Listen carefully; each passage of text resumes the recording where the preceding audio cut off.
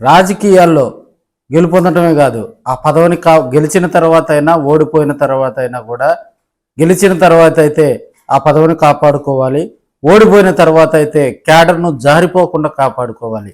అయితే వినుకొండ కాన్స్టిట్యున్సీలో భిన్నాభిప్రాయాలు మధ్య కూడా అక్కడ ఉన్నటువంటి ఇన్ఛార్జిని తప్పించాలని వైసీపీ క్యాడర్ అయితే అధిష్టానం వద్ద గగ్గోలు పెడతా ఉంది. వైవి సుబ్బారెడ్డి గారి వద్ద కూడా వినుకొండ పంచాయతీ జరుగుతుందని కూడా మనం తెలియజేసుకోవచ్చు. వినుకొండ వైసీపీ ఇన్ఛార్జిగా కూడా బొల్ల బ్రహ్మనాయుడు గారు కొనసాగుతూ ఉన్నారు. 2009లో పీఆర్పీ పార్టీ ఆవిర్భావంతో రాజకీయ అరంగేట్రం చేసినటువంటి ఆయన 2019, 2024 ఎన్నికల్లో అక్కడ పోటీ చేయడం జరిగింది. ఓవరాల్గా వినుకొండ కాన్స్టిట్యున్సీలో ఆయన 3 సార్లు పోటీ చేసి 2019 ఎన్నికల్లో ఆయన జీవి ఆంజనేయులు గారి మీద కూడా గెలుపొందడం జరిగింది. మళ్ళీ 2024లో అదే జీవి ఆంజనేయులు గారి మీద బొల్ల బ్రహ్మనాయుడు గారు ఓడిపోవటం జరిగింది. సో ఇప్పుడున్న పరిస్థితుల్లో కూడా అక్కడ క్యాడర్ ఏం కోరుకుంటుంది, ఇన్ఛార్జ్ ఎటువైపు వెళ్తున్నారు, క్యాడర్ ఎటువైపు వెళ్తున్నారు అంటే క్వైట్ ఆపోజిట్గా కూడా అక్కడ వైసీపీ క్యాడర్కి ఇన్ఛార్జికి మధ్య పంచాయతీ జరుగుతుందని చెప్పాలి.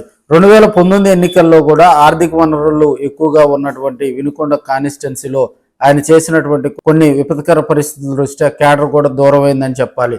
2024లో అదే ఆయనకు పెను సవాలుగా మారి 2024లో క్యాడర్ అంతా కూడా జీవి ఆంజనేయులు గారి వైపు వెళ్లటంతో ఆయన డేలాపడి ఓడిపోవటం జరిగిందని కూడా మనం తెలియజేసుకోవచ్చు. వినుకొండ కాన్స్టిట్యున్సీలో ఉన్నటువంటి 5 మండలాల్లో కూడా ఆయనకు వ్యతిరేక వర్గం తయారైందని ఎక్స్ఎంపీపీ ఆధ్వర్యంలో కూడా అధిష్టానం వద్దకు బొల్లా బ్రహ్మనాయుడు తప్పించి కొత్త ఇన్ఛార్జిగా ఎవరినైనా ప్రకటించాలని చెప్పి కూడా వారంతా అధిష్టానం అదేవిధంగా వైవి సుబ్బారెడ్డి దగ్గర పంచాయతీ కూర్చున్నట్టుగా కూడా మనకు తెలుస్తూ ఉంది.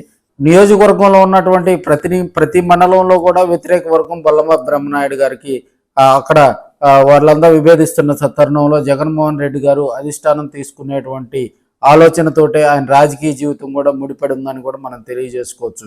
ఎందుకంటే ఒక్కసారి క్యాడర్ గనక అక్కడ ఉన్నటువంటి అధినేత మీద అంటే లోకల్ ఇన్ఛార్జి మీద అక్కడ క్యాడర్ గనక తిరగబడితే ఆ పరిణామాలు ఎలా ఉంటాయి అనేది మనం వినుకొండ ప్రాంతంలో కూడా మనం తెలియజేసుకోవచ్చు.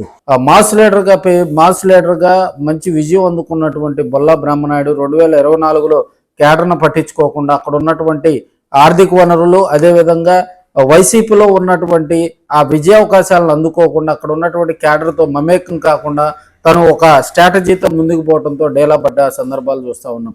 రాబోయే రోజుల్లో మరి విభేదిస్తున్నటువంటి క్యాడర్ను అధిష్టానం పట్టించుకొని కొత్త ఇన్ఛార్జిని నియమిస్తారా లేకపోతే ఇదే ఇన్ఛార్జిని కొనసాగిస్తారనేది మరి కొన్ని రోజుల ఉగాదిలోపే తెలియనుందని కూడా మనం తెలియజేసుకోవచ్చు.